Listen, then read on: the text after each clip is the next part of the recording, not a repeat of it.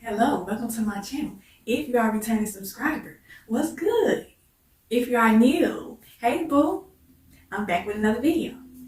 So I'm gonna get serious. So this is the second part of how to handle death and plan a funeral. So we have already gotten past the part of starting to make the funeral arrangements. So I forgot to mention a few things in the last video. So a lot of times families are not financially prepared to plan a funeral. So this is just for future references. If you haven't lost your loved one, then take this into account. You will want to have a talk with your loved one about finances, properties. Yeah, I'm pretty sure you guys already probably discussed this. Wills, all of that. And the main thing you want to know is when it comes to health insurance, do they have the best health insurance? A lot of times when people are making GoFundMe's and getting different money from different organizations, it is because they don't have the financial means to take care of the funeral arrangements. So that you don't have to go through this process and this burden of planning a funeral, because funerals are expensive, extremely expensive. And but when that death hit our family really hard, we didn't know. We was not financially prepared for any of that. So a way to avoid this is to look into starting a life insurance policy for not only you, your family, maybe your children, your husband, your wife, whoever, your mother, your father. Your mother or your father probably does have a life insurance policy. So when it comes to a situation like this where they have passed on, they have their life insurance policy to cover the funeral expenses, so that it is not a financial and emotional burden on the families. Because when you don't have the funds or the means to plan a funeral, that is very stressful. Just on top of the fact that you done lost your loved one and knowing that you don't have the money to bury them. A lot of times when you don't have the enough funds to bury them, the next practical option is cremation. And a lot of people do that. They may get their loved one cremated because burials are expensive. Caskets are expensive. Plots, you have to pay for a plot. You have to pay for a casket. I think you have to pay for the covering of the casket. All of that is included, along with everything else you have to do to plan a funeral. So keep that in mind. You wanna write these notes down, because it always happens where death just hits you unexpected and people just don't know what to do.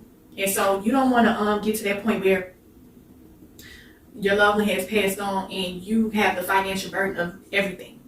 Hopefully you are well established in the financial area and you can cover the funeral expenses for your loved one. So after you guys have discussed life insurance policies, that's way before everything. That's just to take into account, just in case anything like this happens. So we are going to fast forward all the way to the funeral. So after you have picked out a funeral and you know what everybody is going to speak at the funeral, you know who all is going to attend. Now, if like I said, we're going through COVID times right now, so I don't know. When my cousin passed away, it was only a limited capacity, meaning that there was only a certain amount of people that could attend the funeral because of COVID restrictions. So if it is a situation like that where you have lost your loved one during COVID season, then you will want to make sure you got everything in order as far as that. And so after that, it's handled.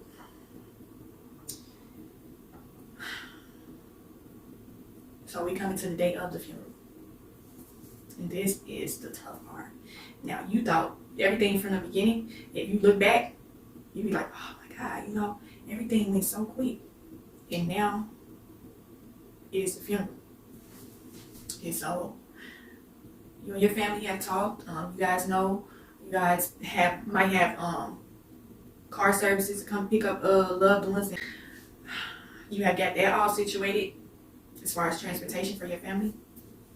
So then after that, you guys are going to head to the funeral home. And when you get to the funeral home, they'll be, in a lot of times, now let me backtrack. If your loved one was heavily involved in church, then 9 times out of 10, their funeral is going to be at their church home. So let me backtrack. A lot of people don't have their funerals at funeral homes. They may have it at their church home. And so to me, I feel like that's the best option, because instead of church, it feels more family oriented, more love, more care, and all of that. So keep that in mind. And then after everything, now when my grandmother passed away, her funeral was at her church home. My mother's funeral was at a funeral home. So the church home and the funeral home is pretty much the same. In a funeral home, they have a chapel, and the chapel is where the funeral is going to take place. And so you might have a priest that you might speak to. You might have your pastor come speak at the funeral home or at the church or wherever. When you get into the funeral, if you know, then you know that I grew up in the church. If you grew up in the church, now when you go to a funeral, you are going to be ushered in, just like how you would if you were going to go attend a church service. And so you and your family. So before you even get to the funeral, let me make a few quick notes. I got on my black for a reason, because I'm going to attend this funeral with you through spirit, through virtually. I'm here with you. I'm holding your hand. I'm sympathizing with you. I'm so sorry for your loss. And we are going to get through this. You done made it this far. Ain't no turning back now. You've been talking to the Lord. He's been giving you the strength. And now it is time. And so once that's all handled, before you even get to the funeral, you have already picked out your loved one's clothing. So after that, you have to pick out your clothing. So now, I on this black for a reason, because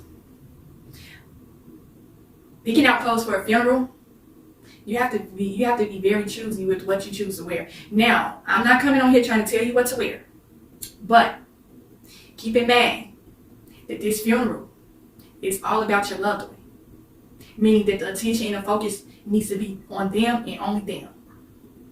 So when I say that, I mean take into account the proper attire for a funeral, because I've seen it a lot, and we've all made mistakes of wearing the wrong thing to a funeral, and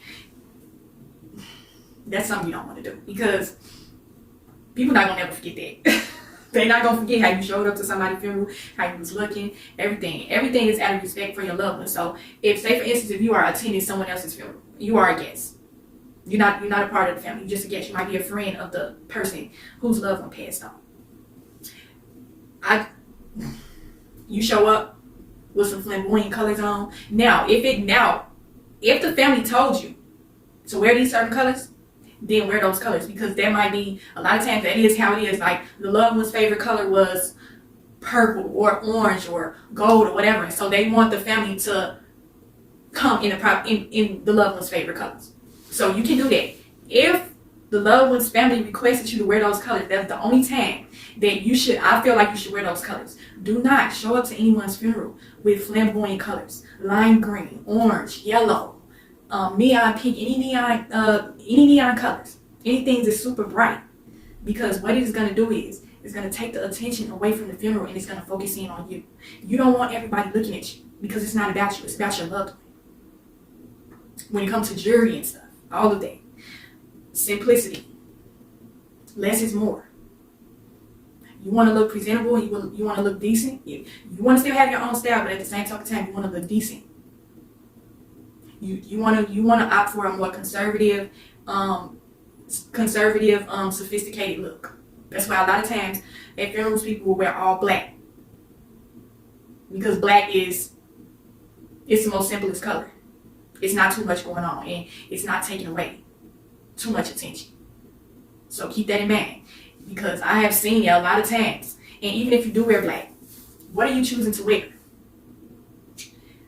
Take into account the season. Is it hot? Is it cold? Is it raining?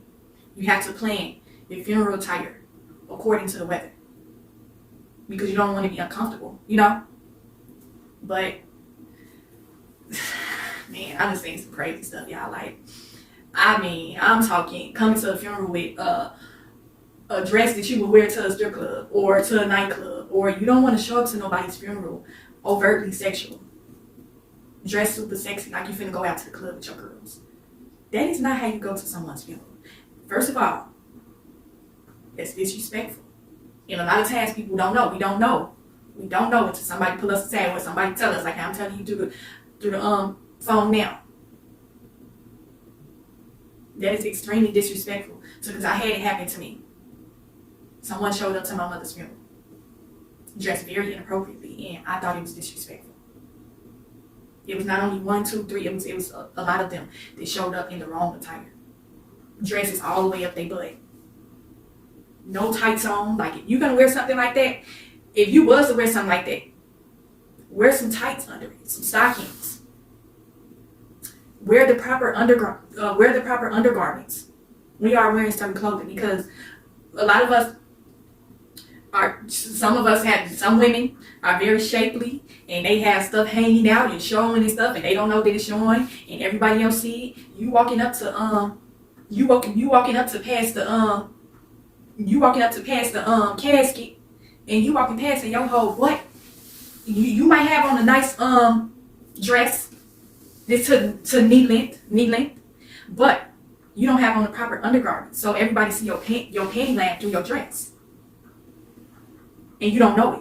So say for instance you want to go up and give Pastor Clinton a eulogy, or you want to go up and view the body before the services start. Now you got on all black, but the dress may be super tight, bodycon. The crevices of your butt is showing, your butt too big, or your titties, you got that out, and your chest is hanging out. You got on the wrong color bra or the wrong color underwear. And when you go up to give the eulogy, everybody can see everything. That's embarrassing. First off, that's embarrassing. At a funeral, everybody gonna be talking about you, girl. And for dudes, I make a separate video. Like I said, I make future videos. But that's embarrassing. And and people just be, you see these ghetto funerals, people be wearing orange colors and stuff, and orange hair and green hair and stuff like that, and just the family ain't even about the person no more. It's about you, because you're doing too much. And then say this, if you got on some some neon green, like some pants or something, and you just see the whole outline of your butt or something. Like, you don't want to be walking up to nobody's casket or giving them no eulogy looking like that. Try to cover yourself with something. If you're going to wear that, just cover yourself up with something. You don't want nobody pulling you aside like they your mother or your school teacher trying to school you on what to wear. But you still gonna probably wear what you want. You probably listen to this video like, girl, don't try to tell me how to dress. I can wear whatever I want. Do that. But they gonna be talking about you if you come dressed to their funeral like that. Especially if it's the family that invited you. They're gonna talk about you. So please don't do that. Because you need to double check yourself before you attend someone's funeral. Double check yourself. If you have a friend or a person there with you, ask them, do you think this is appropriate, or do you think it's too much? If that's your friend or whoever, they gonna keep it real with you. If they don't, they bogus. Okay? Nobody should be letting you go out bogus like that. But yeah, I've seen it several times where people have showed up to funeral dressed very inappropriately. And people never forget that. They will take that as a slap. When you show up to someone's funeral dressed like that, that is like a slap in the family's face and the person that passed away. It don't matter what type of person they was. They might have dressed like that. They might have been that type of person. They dressed all out there.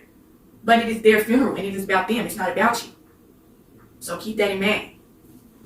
After you have picked out the proper attire, we're talking about jewelry. So this is not the type of, you wouldn't want to wear these to no funeral.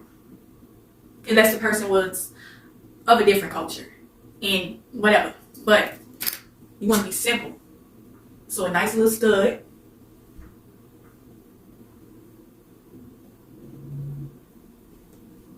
You see that? Nice little stud. It's not too noticeable. It's not doing too much.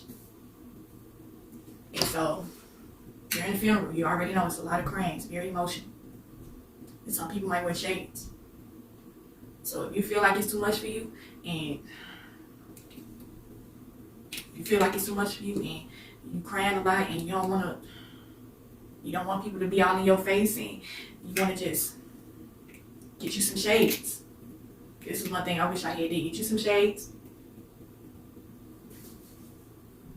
Let me take this earring off, because I don't want to be showing up to your loved one's funeral being disrespectful. So let me put my stud in.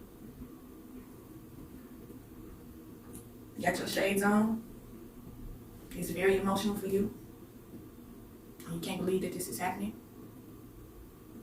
It's almost your time to go up and give a eulogy for your loved one. And you're trying to gain the strength to do that. Now, when it comes to delivering eulogies, there's no right or wrong way to do that. Get up there. The way that I would say, you want to, that's why I say you should have been taking notes of how to write a eulogy. You want to speak positively about your loved one. And I know, in the last videos where I spoke about my mother, I said, certain things that wasn't so great about her. But say for instance, you are going to get up to go give a eulogy. Now, this is emotional, so I might make a little humor with this, because I want you to be happy. I want you to smile just a little bit. We can't be serious 24/7. But say for instance, I think it is a proper way to give a eulogy, and it is a wrong way to do it. So say for instance, like this loved one, you go up and give a eulogy. Let's say for instance, you had some bad happen between you and this person. You get up and give a eulogy. You get up there. The family sitting in front of you. They looking at you. You got the full attention. You get up there talking about, oh yeah, I'm gonna really miss this person. Yeah, she was something else, y'all. She sold $50 for me. Yeah, please don't take it the wrong. Yeah, I like to joke. And so I want to lighten the mood. I don't want you to be depressed and sad, baby. I'm trying to make you laugh. So please just don't take this as if I'm trying to make fun of your loved one or none of that. Like this is all in good humor. Okay? Because we've been serious throughout this whole video and we've been very emotional. So we gotta joke and laugh sometimes. So you get up and you give a eulogy. You talking about how she stole $50 from you. You talking about your Uncle Cletus slept with your girlfriend 10 years ago. You get up there talking about, oh man, I'm really missing, but man, he sure know how to hit them ladies. Like I remember he slept with Tina, my ex-girlfriend Tina, like 10 years ago, but I still love him, But man, and the family just sitting there looking at you like, really? Are you serious? You get up there, say this if your loved one, this is your best friend that you lost. And like, this is your girl, this is the turn up queen. Y'all used to turn up, do everything together. So you done already, first of all, you done already had you a shot of Douce or whatever before the funeral even started, which you should have had to eat, which I wish you would not do. This is funeral etiquette 101. Please, these are the things that you don't want to do. I want to tell you what to do and what not to do. Do not drink before a funeral. Do not indulge in no type of drugs. If you know that you are going to attend this person's funeral, you done had you a shot of Douce. So you just saying anything that comes to your mind. All thinking, when you drink, alcohol alters the mind. So you're not even really mad for what you're doing. You get up there and talking about the times the family sitting right there in front of you, they look at you. Oh yeah, this was my bed. We used to be turning up in Cabo, like twerking and everything. And girl, you gonna turn up in heaven like what you want? Like we coming through, like where's the drinks at? We lit up in here. This is a funeral. We supposed to be having fun. We supposed to be turning up. Ain't supposed to be no sadness, no tears or nothing. She used to be a turn up girl. We used to be going to bar hopping, getting the whole different dudes' numbers. Man, I'm gonna miss her so much. You up there calling her big? You use the B word like 3 different times. That's my bid right there. That's my bid. I'm gonna miss her a lot, y'all. Like, man, y'all don't know. Like, we gonna turn up after this. Like, ain't no need for y'all to be sad because she in a better place. And then if it's a guy getting up there, he done lost his brother, his friend. He get up there, man, on the G, man. Like, I'm gonna miss you, man. Like, man, life effed up right now. Like, Man, you in a better place for real though, G. Like 10 toes down, GDK. Like, man, on phone now. On phone now. You in a better place. G's up, okay? You throwing up gang signs and stuff. You usually see stuff like this at not at the not usually giving me eulogy, but you have, if you know, then you know. You done seen some craziness before, but a lot of times that type of stuff happen at the burial. You know, when the person being lowered in, I have seen some craziness. So yeah. But yes, I have seen that a lot at funerals. So where a person get up and you go give a eulogy, and they are a little too honest with their eulogy. Now this might be the type of person that they was, but you don't need to let them know that 9 times out of 10 they know what type of person they loved one was. So you don't need to get up there and do all that, because that's doing too much. They gonna be looking at you crazy. So yeah, it is a proper and an improper way to deliver a eulogy. So take that into account too. After that, a lot of times you might not have the strength to get up there and give a eulogy, and that's completely understandable.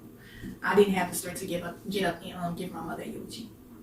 I had wrote a poem for her funeral, and my sister had ended up reading the poem off the eulogy. And so, if you had been praying to God and you did all this, like, you did everything, you went, everything.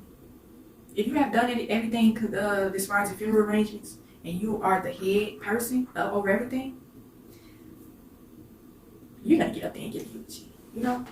But who knows, you know, right in the nick of time, you might not have the strength to do it. And I pray to God that He gives you the strength to give up and give a proper eulogy. And so, it's like emotions. At a funeral, it's just like, man, the energy is just heavy, extremely heavy. That's why, man, I'm hurt with you and I don't even know you. But God will give you the strength in the right moment when you was not expecting Him to. So it's just like, I done been to so many funerals and it's just emotionally draining. That's why I stated in the last video that it is extremely important that you take care of your mental health while going through this process, because once you get to the funeral, you want to save all those, at least try to save all of those emotions for the funeral. Because like I said, once you get to the funeral, you have the funeral, you have the burial, you have the repast. So it's really not ever over until after everything is done. So after, I don't know if it's probably like an open or closed casket funeral. That is so tough to look at your loved one laying in a casket. Extremely tough, because that is the last time you're going to see them, and it is extremely emotional. It is so emotional. I know people is just be so emotional. They don't want to see it. They don't even want to sit close to the casket. They don't want to sit near it. I remember one particular time I didn't want to see him. I sat near the aisle, way close to the back, because it was like to the point where I just felt like, you know, I want to remember this person the way that they were, even though they look, you know. It's just something about seeing your loved one laying in the casket. It just do something to you, like. And that's the beautiful thing about it, because that's the beautiful thing about life. Once life is over, your spirit lives on. And so while you sitting here sad, and I understand that you are hurting, but your loved one is in a better place. Let's believe, baby, they are in a better place. And they are looking over you right now. They are not gone. Their spirit is still here. Their spirit is there with you while you are attending your funeral. They see you. They know that you are emotional. They know that you are hurting. but you want to give yourself. You don't want to hold those emotions in. You want to let them out. But you want to give yourself a little bit of peace. Because you don't want to overwhelm yourself with depression. People are depressed. Like after a funeral, they are depressed. They're angry, sick, make you physically sick. I remember attending my cousin's funeral and I was so sick. I was sick, like all the way up from the time where we got the bad news of her passing, all the way up until it was time to bury her. I was sick, had a headache, my face. Like if you ever lost a loved one, you know how it feels. Like when you are crying so much, your whole face start hurting. You know, like that pain is something else.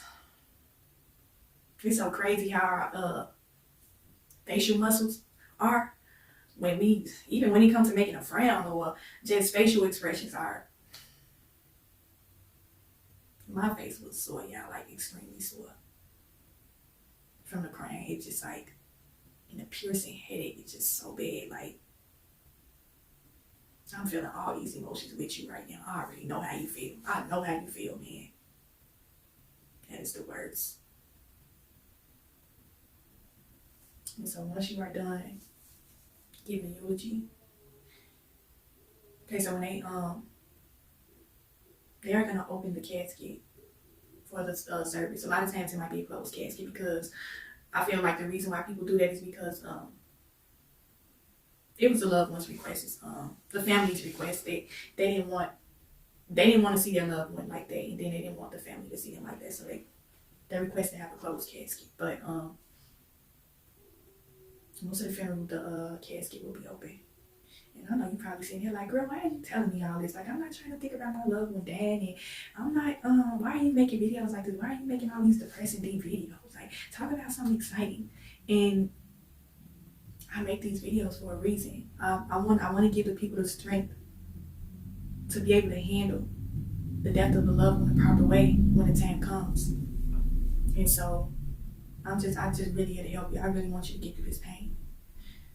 That's why I keep consistently making videos about how to handle holidays without loved ones, how to cope with the loss of a loved one. I'm always constantly making videos about that because it's something that happens every day. Every day someone dies. And who knows who might come across my videos and see my video and it help them. And that's my main purpose, is to help you get through it. I don't want you to really, be sitting up thinking that your loved one gonna die. That's the last thing you want to think about. But when the time comes, I want you to remember this video and come to this video like, oh man, I lost my loved one. Oh man, I remember that girl. She made that video and she talked about how to deal with the loss, how to plan a funeral and deal, all of that. And so you're gonna remember that, and it's gonna help you, because my hope is that I gave you the strength to do that and that you build a better relationship with God to get you through that once the time comes. Because there's people dying left and right. And another reason why I made this video is because it's so crazy how we just losing our lives out here. Like, you are not promised tomorrow. You don't know when you leave it. And it's so crazy that we losing our lives so young. Like, people not even getting a chance to live out their lives. I hear people always saying, oh, we in our last days, it's coming to the end of the world. I don't know how much I want to believe that, but man, you gotta make the most of life. You gotta be appreciative of life. So I'm sitting up here talking about death, but I'm making this video for a reason. Like, please live your life, live your purpose. It is important that you live your purpose in this life that you have, because you only have one. So you want to live it to the fullest. Don't be living recklessly. People be out here just living their lives recklessly without a care in the world. And the whole you only live once, way of thinking. I mean, that is true. You only do live once, so do everything that you need to do in this life. But just be safe. Take care of yourself in this life. Your life is extremely important. A lot of people are losing their lives from drugs, from alcohol, you don't want to shorten your life. You want to live as long as you can. I have a neighbor. This woman is 86 years old, and she lived she's living a great life. she has the strength of a young person. Well, now she's up in age now, but I look at her, it's like, man, I want to be able to live that long because majority of my family members died young. I have so many family members that had that from so many different age groups, from kids to teenagers to not even making it fully through life, and they like just gone like that. And so life is a blessing, so you gotta cherish that. And after you have done everything, you have got through a funeral, you are strong. And I am so proud of you. So it's time. This is a tough part, y'all. When y'all leave the church or the funeral home, y'all might have a limo or a car service. You drive your own car, whatever type of transportation you get. You see your loved ones carrying, the pallbearers. That was another thing I forgot to mention earlier in the video. If you are handing all of the funeral arrangements, you wanted to, find some strong people, some loved ones that could carry the casket. So once they load your loved one up into the hearse, it's the tough part, the burial. And so, man, I remember like yesterday, that is so tough. I remember my mother's and my grandmother's funeral. My grandmother's funeral, it was snowing that day. It was so cold. And she was buried at a cemetery in Chicago. She's but people that's from the city, she was from the Oakwood Cemetery. That cemetery is huge. I think that's the hugest cemetery in Chicago. And my mother, she was buried at a different cemetery, way out in the 5500s. And I just remember how long the drive was going to her, going to the cemetery. And it was so emotional. And so once you get to the cemetery, you want to be, like I said, God is holding your hand. He's giving you the strength. Your loved one is there with you through spirit. They are sitting beside you. They are holding your hand. They are giving you the strength. Pray to God on your way to the cemetery. Ask him to give you that strength, because once you see them blowing your loved one into the ground, that's going to be a different type of pain. That is like an undescribable kind of pain. To see them lower your loved one into the ground. Because it's like you was at the funeral and the casket was open. It was just kind of like this surreal moment. Like, man, we was at a point where we didn't even want the casket to be open. We didn't want to see them like that. But now we sit there thinking like, man, I didn't even want the casket to close. I wanted to sit there and look at them forever. Like, you could sit at the funeral home and stare at the casket forever if you wanted to, all day. That's your wish. You want to see them. You don't want to see them go under. So once it's time for them to be buried, it's just like, man, the strength you're going to need to do that, that's going to require a lot of strength for you to see that. I remember we tossed roses in after she was lowered into the ground. And the pastor might say a prayer, whoever is speaking might say a couple of prayers. They might ask loved ones, do they want to pray, say a silent prayer before lowering the person down. Man. And pray over your loved one. If you feel like you have the strength to do it, pray over your loved one. So like I said, you want to send them off in the best way. So you want to send them off with positive energy, love, and care. And yes, you're going to be emotional. Yes, you're going to be crying. Yes, you're going to be hurting.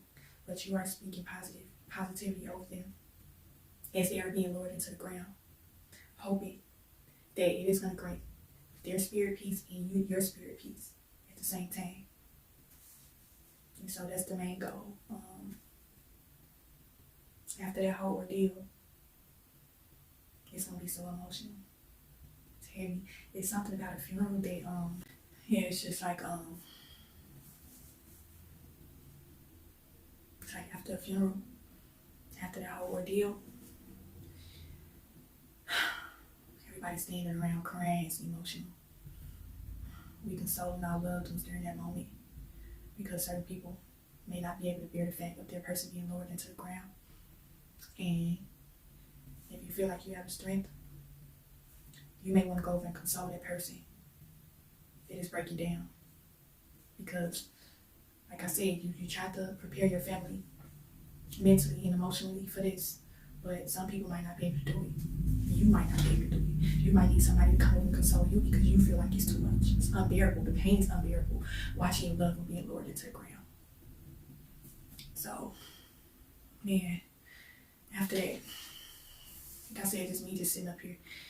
It's like the energy is heavy, like every depressive feeling that you could feel, you're gonna be feeling it in that moment. But at the same token time, it's over. And so, the only thing you gotta deal with now is the aftermath. It's never, I take that back because it's never over. After you lose a loved one, the funeral is the process, the beginning of the whole grieving process. That's the beginning part. You have a whole process to go through of grieving the loss of your loved one. And those, after the funeral and after the burial, a lot of times people like to have a repast. Some people just like to go their own way because they can't do it. They're done. There's no more emotion that you can put into this to even have a repast. But I would suggest that you have a repast for your loved one because that is a perfect time for you and your family to get together, console each other. A funeral, process of a funeral, it's overwhelming. Like you ain't been, during this whole process that I just told you, you ain't been eating, you ain't been sleeping. So a repast is the perfect time for you to gain your strength. The repast where you go eat, food gives you energy. So you don't want to skip out on that. And then you want to have the time with your family, your loved ones, because they're concerned about you, they love you, and they want to give you that consoling. So that's what the repast is for. Somebody might be having a repast for you, or you may be the one that's handling the repast. So either way. And so, anyway, so the next thing is, and I forgot to mention, anything that I feel like I missed, I'm going to come back and put it in the video because a lot of people need to know this because funerals are very important. You want to see your loved one off in the best way. And what I mean by that is a funeral requires a lot of respect. And sometimes people be doing things unknowingly, and it's disrespectful. It is a such thing as funeral etiquette. And so I want to put that in this video too. Because a lot of times people just don't know. You don't want to show up to your loved one's funeral being disrespectful because that's going to be unforgettable. Nobody's going to ever forget that. You sitting there wondering why certain family members don't want to be bothered with you, or it's something that, but when it comes to your loved one, you want to be respectful at their funeral. And so another thing I wanted to mention, that I'm going to be giving personal experiences that I've had with people where I felt like they were extremely disrespectful. Now I'm going to use the instance repast. So when you are giving a repast, when you are giving a repast, it's for the family. And I'm going to say that first and foremost. The repast is for the family. So don't be trying to get up and the family gets served first before anybody. A funeral, if you've never been to church before, if you've been to church, you know how it is. Going to a funeral and conducting yourself in a respectful manner, it's just like being in church. You can't come to church any kind of way. They say come as you are, but you know what I mean when I say don't come any kind of way. That's the same way for a funeral. Now, throughout the whole entire funeral process, even at the repast, I had somebody be extremely disrespectful towards me after my mother's funeral. And I never forgot that. They had a repast for me and my family at a family member's home where they had cooked food for us. This person denied me food. When I went in the kitchen to try to go get something to eat, they turned me away and told me to wait. That is extremely disrespectful. Especially if the repast was meant for the family. Like, how do you have a repast for the family and you tell them that they can't eat? The food was done, y'all. But she told me not to get nothing and that I needed to wait. I went to, if y'all from Chicago, y'all know what Church's Chicken is, the restaurant. I went to Church's Chicken to get something to eat after my mother's funeral. And I never forgot that. She was very disrespectful to me after my mother's funeral. We had just not too long ago just buried our mother. And you denied me food. Yes, y'all, she was I'm not going to say who she was, but you know how I stated in my clothing haul video that I grew up around a lot of Southern women. Most of my aunties and cousins and stuff are from down south, and so you know that a lot of Southern women know how to cook, and they cook a lot. So when they in the kitchen, they get this self-entitlement way about them to where the kitchen is theirs and nobody can come in and do anything. All of the food was done. So why did you deny me food after I just buried my mother? She might not have to think that as disrespect, but I thought that was completely disrespectful. That you told me basically that I needed to wait to eat. After I just been sitting up emotional over my mother just lowered her body into the ground. You tell me that I need to wait to eat and the food is completely done? Completely disrespectful. Funeral etiquette 101. That is what you don't do. When you're having a repast for the family, you let the family eat first. The family eats first. Take all the time you can to just love on your family. Think about your loved one and how much they want you to be strong and get through it. And the Lord is going to be holding your hand the entire time. I'm holding your hand during the entire time through spirit. You don't even know me from the can of paint, but like I said, I feel your pain. I really do. And it's just like, man. At repast, that's when people some people start turning up at repast. That's when you start drinking. That's when you start indulging in different activities. And that's another thing too, like I mentioned in a previous video, that you need to be mindful of what you indulge in while you are grieving the loss of your loved one, because it can take a negative effect on you. You're already going through enough dealing with the pain. Then you want to top that off with a substance, whether it be alcohol, weed, pills, whatever. And a lot of people do that because it numbs the pain. But I'm going to sit here and tell you that I know from experience that it might numb the pain, but it is not going to take it away. So you want to try to alleviate those things as much as you can, because if you really think about it, drugs are toxic. They're toxic for your body. A lot of people use it to try to feel good, in the moment. But a lot of times we don't like to admit drugs. The people that do drugs, they are battling something. They are battling some issue in their life to where they feel like they need that drug. And so, what's the first thing somebody gonna do after they lose their mother, or their father, their sister, their brother, their child, their friend, their husband, their wife, whoever? They gonna go pick up that bottle, or they gonna go pick up that blunt, or they gonna go pop them pills. And that is the last thing you want to do. You don't want to do that. I'm telling you. I know from experience. I know. I drunk a lot after my mother's funeral. And I regretted that deeply. I really regretted that. Man, I'm sitting up there thinking about it now like that hangover was something. I had never drunk that much in my entire life. But I'm not going to tell you how to cope with the loss of your loved one. But if you are going to be drinking and indulging in things, please make sure you drink responsibly. That's the only thing I can tell you. Try to be safe, do everything do everything with class, So you want to handle this loss of your loved one in the best way. And so I'm going to,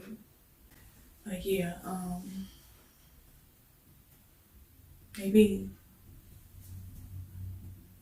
So I wish I had my way with me, just so I could be able to agree with you, but I really don't want you to drink or smoke during this time, because it's gonna make the pain worse.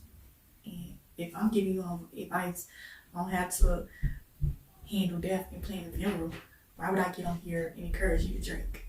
That would be wrong, But yeah, just take care of yourself, and hopefully this video helped you in some way. And this is not the end of it. This is not the end of it, because like I said, it's just the beginning process.